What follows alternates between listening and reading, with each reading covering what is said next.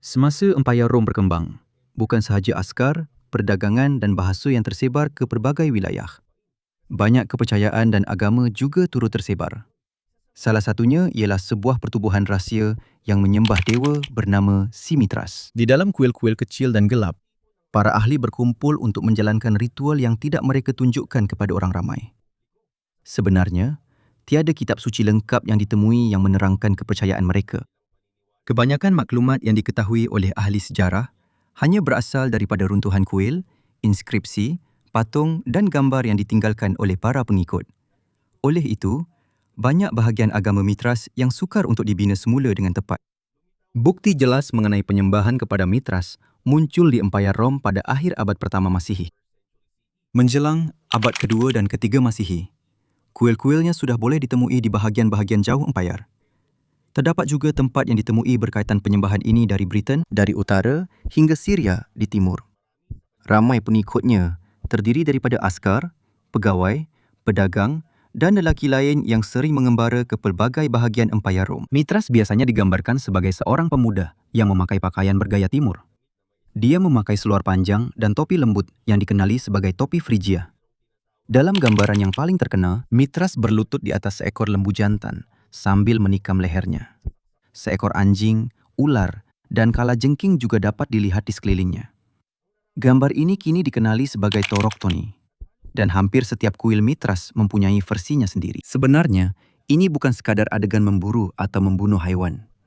Kemungkinan besar ia mempunyai makna yang lebih mendalam tentang susunan dunia, langit, kehidupan dan kematian. Namun kerana tiada penjelasan lengkap yang ditinggalkan oleh para pengikutnya sendiri, para penyelidik terus mengkaji maksud sebenar gambar tersebut. Dan saya ingin tambah, dewa Rom yang bernama Mitras adalah berbeza dengan dewa yang lebih tua, iaitu Mitra atau Mitra.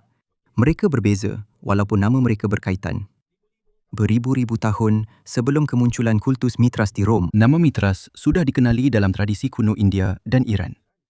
Dalam kepercayaan lama Iran, Mitra dikaitkan dengan perjanjian, janji, kesetiaan, cahaya dan ketertiban. Dipercayai bahawa dia mengawasi orang yang menepati janji mereka dan dia menghukum mereka yang melanggar janji mereka. Namun begitu di sini, orang Rom mengambil nama Mitras kerana pengaruh dan tradisi yang lebih tua.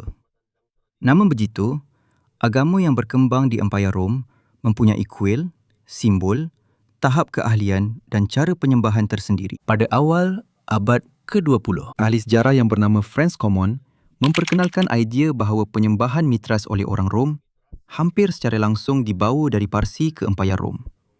Dalam pandangan ini, ia mungkin telah disebarkan oleh askar-askar Rom yang pulang dari kempen di timur. Penjelasan Common sangat berpengaruh. Namun, apabila semakin banyak penemuan arkeologi ditemui, para penyelidik seterusnya mendapati asal-usul agama ini lebih rumit. Memang benar, terdapat pengaruh Iran yang jelas pada nama dan rupa Mitras. Tetapi banyak ritual utama dan simbol Roman hanya muncul dalam budaya kumpulan itu sendiri. Ini bermakna, kini lebih jelas bahawa kultus Mitras adalah agama baru yang hanya terbentuk dalam Empayar Rom. Pada masa yang sama, dengan penyebaran kumpulan Mitras, agama Kristian juga semakin berkembang. Kedua-duanya bermula sebagai komuniti agama kecil dalam sebuah empayar yang penuh dengan pelbagai dewa dan kepercayaan. Oleh kerana mereka wujud pada masa yang sama, mereka sering dibandingkan sehingga ke hari ini. Terdapat cerita yang mengatakan bahawa kedua-duanya dikatakan lahir pada 25 Disember. Mitras dan Yesus. Kedua-duanya dikatakan lahir daripada seorang anak dara dan kedua-duanya juga dikatakan mempunyai 12 orang murid. Tetapi berdasarkan patung, inskripsi dan kuil Mitras yang masih ada, tidak ada bukti yang jelas yang menunjukkan cerita seperti ini tentang kehidupannya. Sebaliknya, seni biasanya menggambarkan Mitras keluar dari sebuah batu. Tidak ada juga cerita yang ditemui tentang 12 orang muridnya. Figur-figur yang bersamanya dalam gambar biasanya adalah Sinakautes dan Kautopates, dua watak yang memegang obor yang mungkin mewakili terbit dan terbenamnya matahari, atau kuasa bertentangan antara cahaya dan kegelapan. Kisah sebenar Mitras bukanlah salinan mudah dari kisah Yesus. Sebaliknya, lebih penting untuk kita fokus kepada bagaimana para pengikutnya membentuk sebuah organisasi yang teratur. Dan mengapa ia menjadi begitu menarik kepada para askar Rom, serta apa yang mereka lakukan di dalam kuil-kuil mereka yang tersembunyi di bawah tanah. Untuk menjawab soalan-soalan itu, kita perlu masuk ke tempat di mana para pengikut Mitras berkumpul. Kuil mereka yang sempit, gelap dan seperti gua itu dipanggil Mitraium. Mitraium bukanlah kuil biasa yang mempunyai dewan yang luas dan tiang-tiang yang tinggi. Selalunya, ia adalah bilik yang sempit dan memanjang yang dibina di bawah tanah atau diubah suai supaya kelihatan seperti gua. Biasanya terdapat 2 bangku panjang di kedua-dua belah sisi dan 1 laluan di tengah. Kebanyakan Mitraium adalah kecil saja. Disebabkan ini, bilangan lelaki yang boleh berkumpul di dalam juga terhad. Setiap kumpulan mempunyai komuniti yang rapat sesama sendiri dan bukannya satu jemaah besar yang dipimpin dari satu pusat. Di hujung bilik terdapat gambar Mitras yang sedang membunuh lembu jantan. Imej ini menghadap ahli-ahli yang duduk di kedua-dua sisi.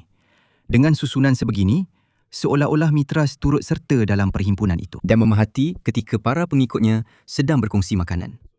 Makan bersama sangat penting dalam ibadah mereka.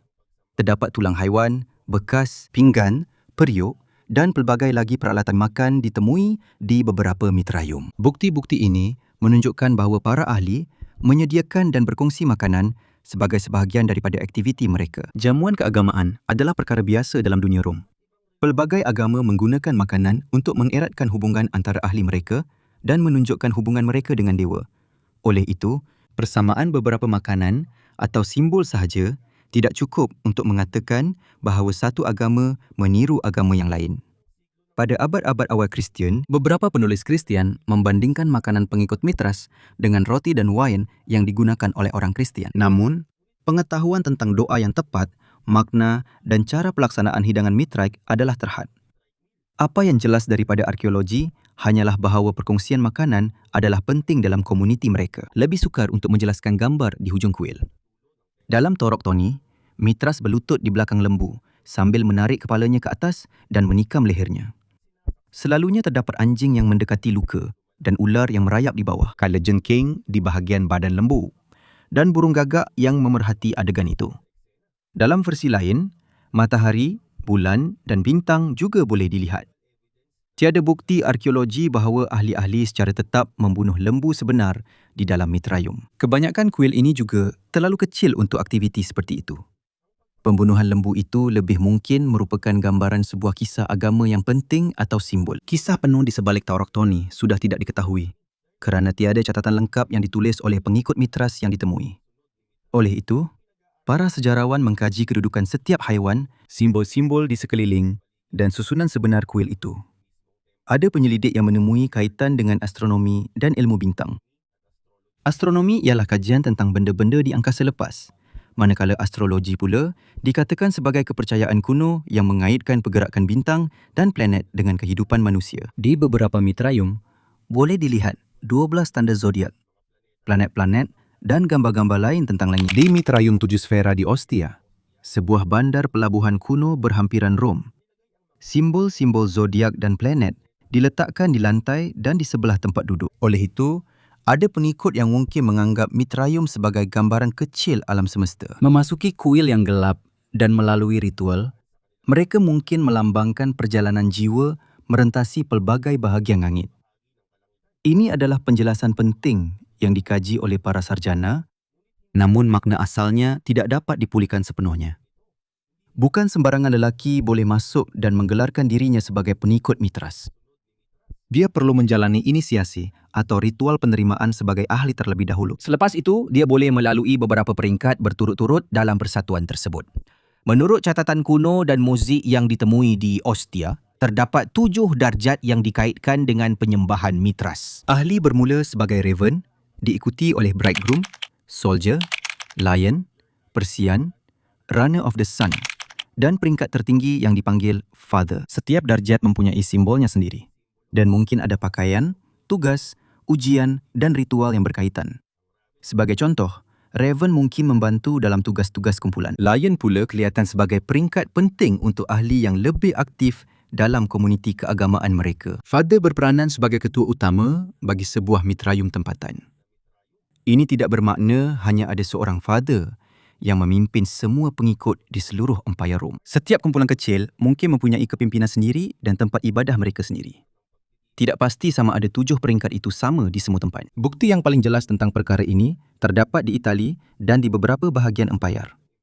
Ada kemungkinan terdapat perbezaan dalam ritual dan organisasi, bergantung kepada bandar, zaman dan kumpulan tempatan. Nama lelaki saja yang biasanya ditemui dalam inskripsi ahli yang masih ada.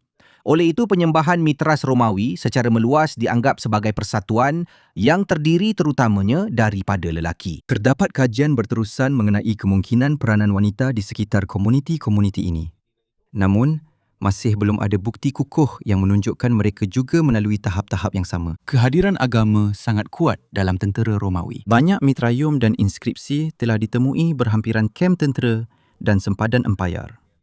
Seorang askar boleh dipindahkan dari Syria ke Jerman atau dari Danube ke Britain. Dengan perpindahan askar-askar ini, mereka juga menyebarkan kepercayaan dan persatuan mereka.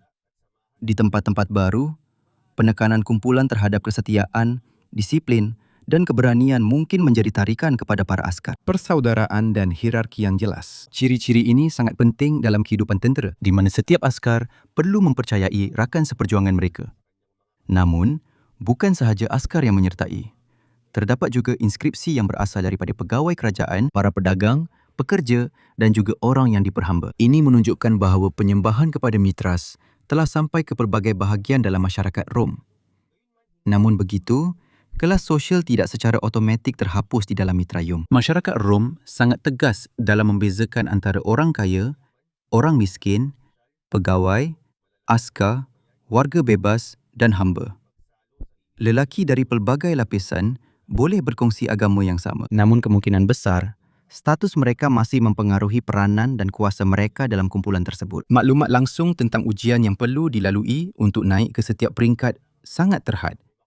Terdapat beberapa gambar dan kenyataan kuno yang mungkin merujuk kepada ketabahan, memakai pakaian khas, mematuhi arahan atau ujian simbolik. Namun, bukti yang ada tidak mencukupi untuk membentuk senarai tepat tentang ritual mereka. Bahagian paling penting dalam inisiasi memang tidak didedahkan kepada bukan ahli.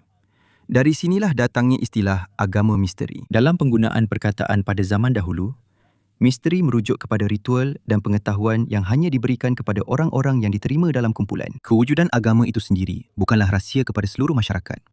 Orang Rom memang tahu ada yang menyembah Mitras.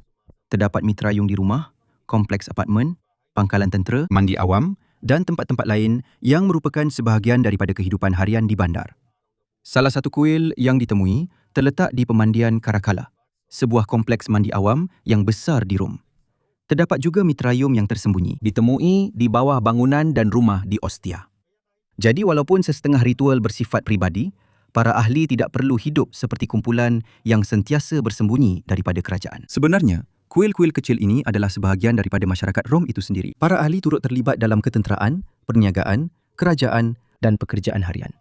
Hanya apabila mereka berada di mitrayum, hubungan mereka menjadi berbeza. Di dalam bilik yang gelap itu, mereka bukan lagi sekadar askar, pedagang, pegawai atau pekerja. Mereka juga adalah ahli kepada satu persatuan yang mempunyai makanan sendiri, hierarki, simbol dan ritual yang tidak sepenuhnya difahami oleh orang luar.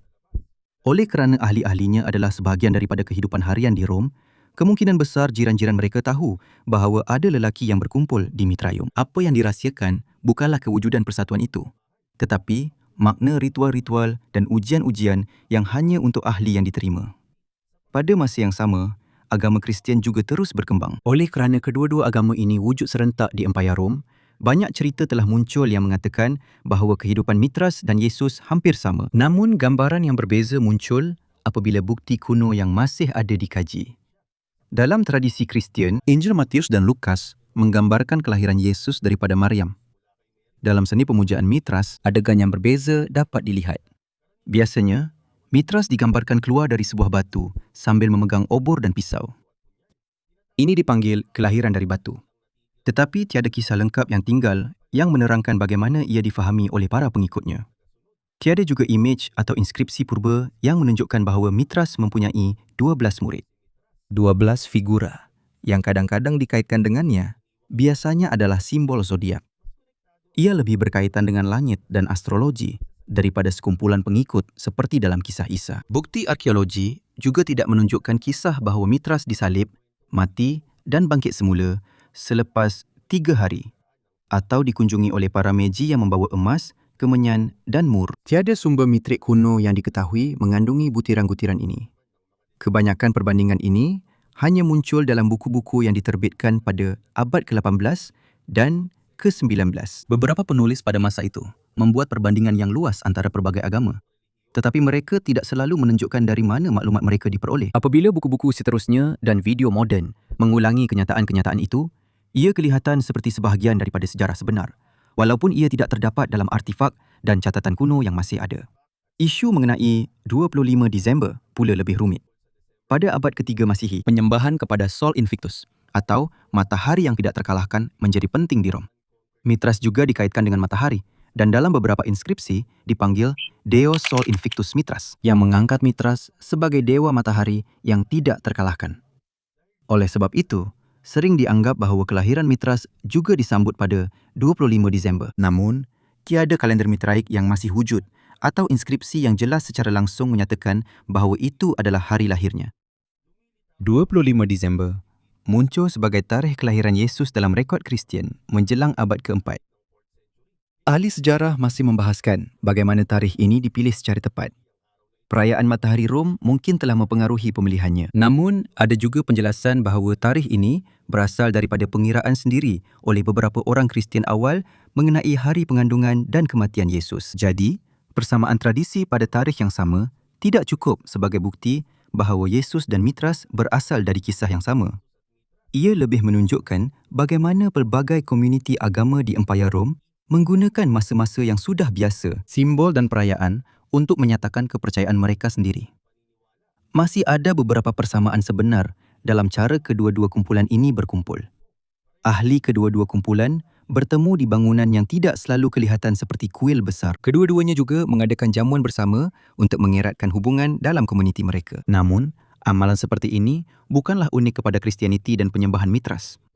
Hidangan keagamaan adalah perkara biasa dalam dunia Rom. Banyak persatuan, keluarga dan kultus berkongsi makanan sebagai sebahagian daripada upacara persembahan, peringatan dan hubungan dengan Tuhan mereka.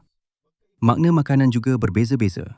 Bagi orang Kristian, Ekaristi dikaitkan dengan perjamuan terakhir, kematian dan pengorbanan Yesus. Dalam penyembahan Mitras, hidangan ritual seolah-olah meniru jamuan antara Mitras dan Saul yang dapat dilihat dalam beberapa gambar selepas pembunuhan lembu jantan.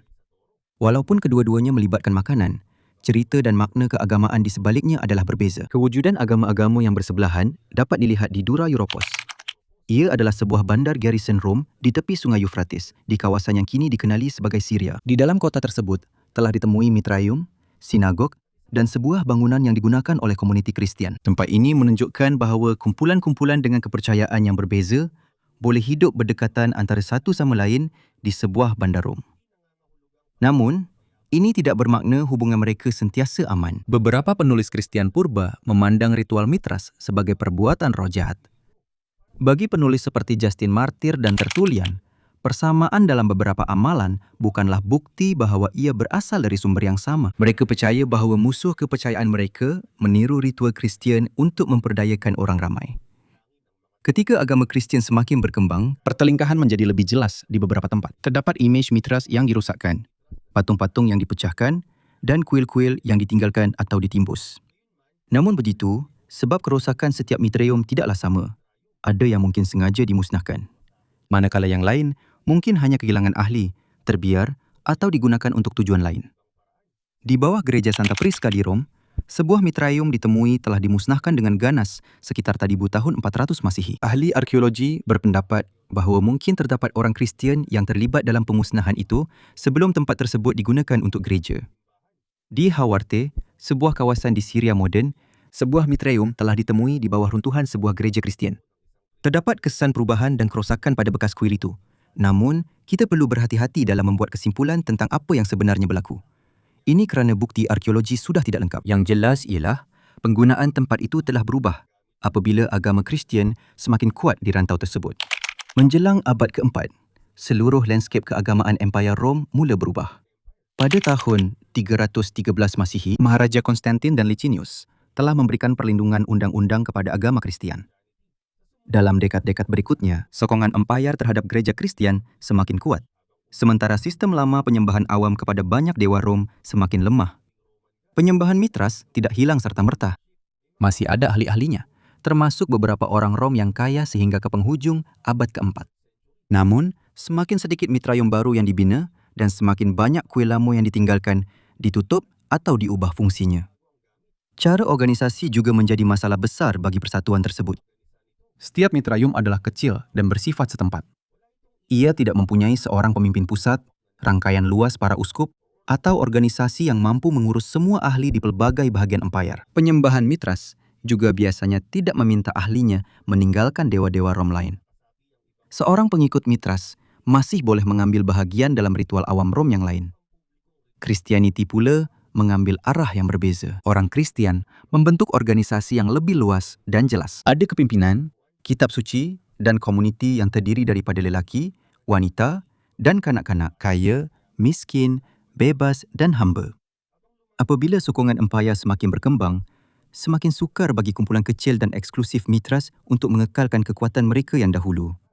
Menjelang akhir abad keempat, Maharaja Kristian telah melaksanakan undang-undang yang lebih ketat terhadap pengorbanan pagan tradisional dan kuil-kuil.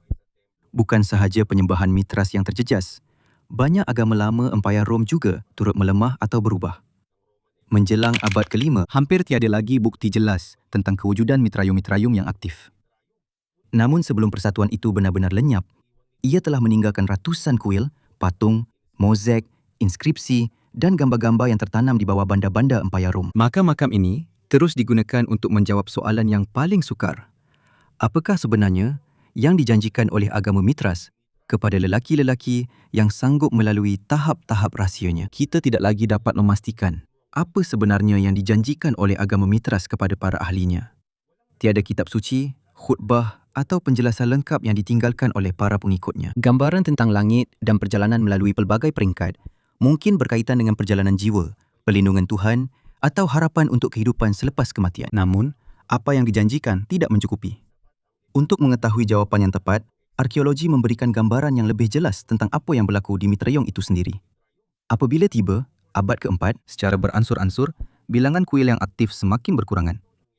Ini tidak berlaku serentak di seluruh empayar Rom. Ada mitraium yang terus digunakan, ada yang dimusnahkan, dan ada juga yang ditinggalkan dengan peralatan yang masih tersusun rapi. Keadaan yang berbeza-beza ini menunjukkan bahawa tiada satu peristiwa tunggal yang secara tiba-tiba menghapuskan penyembahan Mitras. Perubahan dalam kerajaan Rom telah memberi kesan yang besar. Selepas zaman Maharaja Konstantin, agama Kristian mendapat penyokong yang kuat dalam kerajaan empayar. Gereja Kristian memperoleh wang, tanah, perlindungan undang-undang dan pengaruh yang tidak dapat ditandingi oleh kumpulan kecil penganut Mitras. Pada masa yang sama, kemungkinan ada bekas pengikut Mitras yang beralih kepada Kristian. Semakin ramai orang Kristian di bandar-bandar, unit tentera dan pejabat kerajaan, bilangan lelaki yang sanggup menyertai dan mengekalkan sebuah mitraium semakin berkurangan. Apa yang berlaku di sempadan empayar juga penting. Banyak kuil Mitras dibina berhampiran kem tentera dan penempatan sempadan. Menjelang akhir abad keempat dan awal abad kelima, kawasan-kawasan ini mengalami peperangan, penghijrahan penduduk, perubahan penempatan tentera dan kemasukan pelbagai kumpulan ke dalam wilayah teriakas. Apabila satu unit tentera dipindahkan atau dibubarkan, lelaki-lelaki yang membiayai dan menggunakan mitraium tempatan juga hilang. Ada kemungkinan beberapa kuil telah musnah akibat serangan. Yang lain pula ditinggalkan apabila komuniti yang mengurusnya telah tiada. Ada kemungkinan peperangan yang berpanjangan antara Rom dan Empayar Parsi turut memberi kesan. Ini kerana Parsi adalah asal-usul pakaian dan nama Mitras mungkin telah menjadi tidak disenangi oleh sesetengah orang Rom. Imej sebegini pada waktu ketegangan di sempadan timur. Namun begitu, tiada bukti yang mencukupi yang menunjukkan ini adalah sebab utama kejatuhan agama tersebut. Terdapat juga mitraium yang ditemui hampir sempurna dan tiada tanda-tanda jelas kerosakan secara ganas. Di sesetengah tempat, bilik itu kelihatan telah dibersihkan, pintu masuk ditutup dan kuil itu dibiarkan begitu sahaja. Mungkin para ahli telah hilang minat, berpindah ke agama lain atau tidak lagi menemui generasi baru yang akan meneruskan kumpulan tersebut. Perincian ini penting kerana ia menunjukkan bahawa tidak semua agama lama di Empayar Rom telah hilang melalui satu penganiayaan besar-besaran. Di sesetengah bandar terdapat kejadian kemusnahan. Di tempat lain, masyarakat hanya berubah sehingga kumpulan kecil itu tidak lagi mampu bertahan. Dunia yang menyokong penyembahan Mitras perlahan-lahan hilang. Tentera Rom berubah, Beberapa komuniti sempadan menjadi lemah, Kekristianan menjadi semakin kuat. bantuan daripada penaung kaya hilang. Ahli baru semakin berkurangan. Rangkaian kuil-kuil kecil yang dahulu wujud satu persatu berhenti digunakan. Menjelang awal abad ke-5, Hampir tiada lagi bukti kukuh tentang penyembahan aktif kepada Mitras. Penjelasan rahsia tentang imej dan ritual mereka juga tidak lagi diwariskan kepada generasi seterusnya. Pengetahuan yang hanya untuk ahli juga turut hilang apabila komuniti mereka lenyap. Di sini dapat dilihat perbezaan besar antara penyembahan Mitras dan agama Kristian. Agama Kristian telah meninggalkan banyak tulisan, kepimpinan yang teratur dan komuniti yang berterusan di pelbagai wilayah. Penyembahan Mitras bergantung kepada kumpulan kecil yang menyampaikan pengetahuan melalui inisiasi peribadi dan ritual rahsia. Apabila hubungan itu terputus, hampir tiada cara untuk mendapatkan semula keseluruhan kepercayaan mereka. Yang tinggal hanyalah bilik-bilik bawah tanah, nama-nama yang terukir pada batu dan gambar berulang kali tentang seorang dewa yang membunuh seekor lembu. Bukti-bukti yang ada tidak membuktikan bahawa Mitras adalah sumber kisah Yesus. Apa yang lebih penting ialah apa yang ditunjukkan oleh semua ini tentang Empayar Rom, sebuah masyarakat dengan pelbagai agama yang wujud serentak. Mereka saling bertukar beberapa adat budaya, mendapatkan pengikut dan memberi respon kepada perubahan besar dalam kerajaan dan masyarakat. Selama beberapa abad, Persatuan Mitras memberikan persaudaraan, identiti dan pengalaman keagamaan kepada lelaki yang tinggal di pelbagai bahagian empayar. Tetapi apabila dunia yang menyokongnya hilang, hilang juga suara-suara yang boleh menjelaskan maksud rahsia mereka. Jadi, misteri terbesar tentang Mitras bukanlah sama ada agama Kristian menirunya atau tidak. Teka-teki sebenar ialah bagaimana satu agama yang dahulunya meluas boleh hilang hampir tanpa meninggalkan kisahnya sendiri. Dan berapa banyak kepercayaan dari dunia purba yang mungkin turut lenyap dengan cara yang sama.